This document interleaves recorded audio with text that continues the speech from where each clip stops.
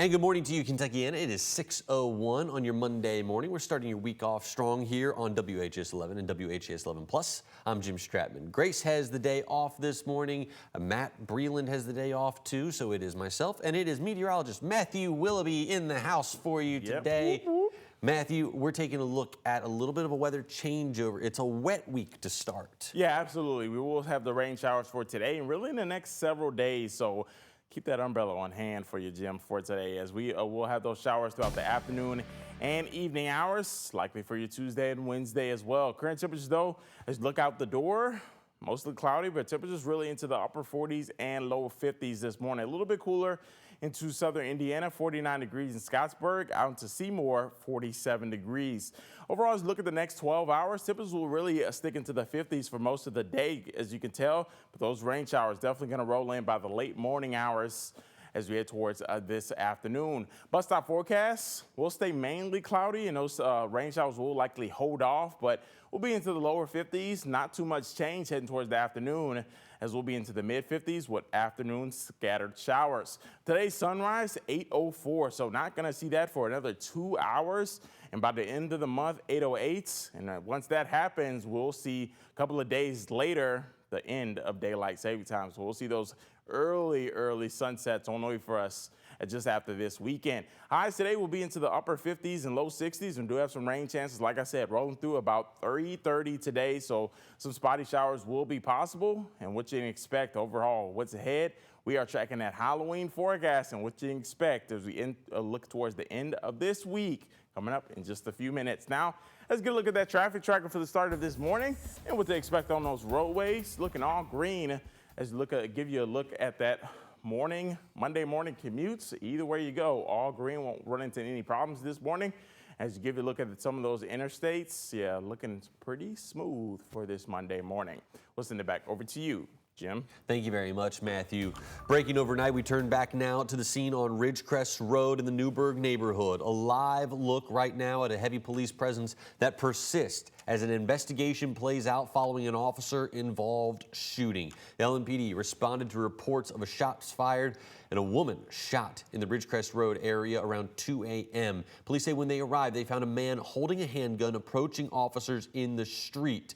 Those officers gave commands for him to drop the weapon, but LMPD officer Emily McKinley says that the man continued to approach officers. One officer discharged his firearm, striking the male at least one time. Officers then rendered medical aid to the male and to the female shooting victim. Both were transported to University of Louisville Hospital, where they are in critical condition. The LMPD's Public Integrity Unit is now leading this investigation. Deputy Chief McKinley did say that there is body cam footage that will be released within 10 business days per department policy. There is no current threat to the public either.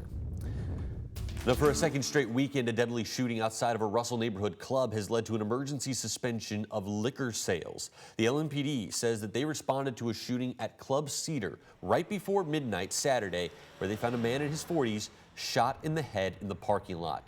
The victim was taken to U of L Hospital, where he later died Sunday morning. The homicide unit now leading this investigation, and Louisville Metro Alcoholic Beverage Control has issued an emergency suspension order for the Club Cedar liquor license after that shooting. They've since released a statement saying, quote, Metro ABC will continue to act swiftly when public safety is at risk and work collaboratively under Mayor Craig Greenberg's Safe Louisville plan to address businesses and conditions that endanger the safety of our community, end quote. Right now, the LMPD is looking for a driver connected to a deadly overnight crash. Police say the crash happened around 12:15 Sunday morning at Preston Highway and Industrial Boulevard. Louisville Fire found a vehicle had hit a pedestrian who had died at the scene. People in the car ran from the scene before police arrived. Anyone with information on this crash is encouraged to call the anonymous tip line at 574-LMPD. And a family continues to mourn the loss of one of their sons after a shooting in J-Town.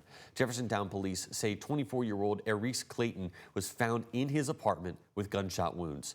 WHAS11's Clarice Shaley spoke to the family, who is left grieving the life that he was about to build. Erice likes to dance, but he was laughing just to be laughing. The last time everyone was in this room, they were doing what families do, having fun. He loves to dance. Aries Clayton, a name his big family is left holding on to. He's my great nephew. Now I got great greats, and it's a lot of them, but I love them all. Sharing memories of their loved one. He would smirk, he'd be like, And left with the question of why. Because, you know, I'm so angry, and it's just... His mother, Alicia Clayton Johnson, has lost her only son out of her 3 kids. It's unfair that this person decided to take my son's life. My son is and was loved. He didn't deserve it. Clayton was found unresponsive, sitting in a chair Wednesday. He was found at the Point at Stony Brook apartment complex with the door to the unit left open. Police say he was dead when they got to him with multiple gunshot wounds. they took a part of our happiness. You know what I'm saying? Somebody we could always talk to, somebody that could always make us smile. The 34-year-old father of 2 just welcomed a new baby daughter 1 month ago.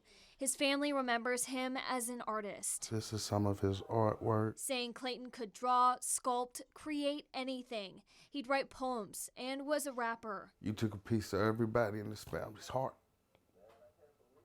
You took a piece of everybody's soul. Karma does come, but I want him to meet God.